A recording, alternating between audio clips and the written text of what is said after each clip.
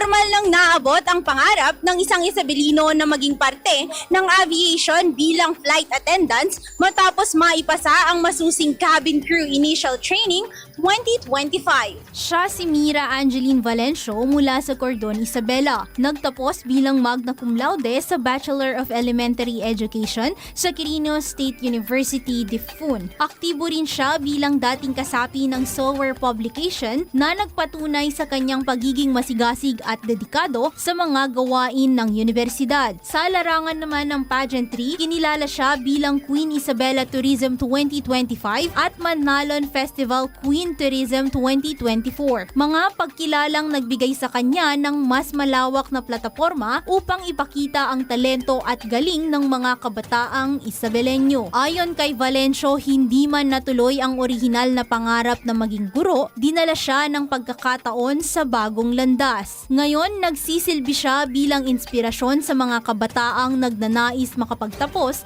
at makapasok sa industriya ng airline bilang profesional na flight attendant. Para sa IFM News, ako si Idol Zarina Franco, Idol!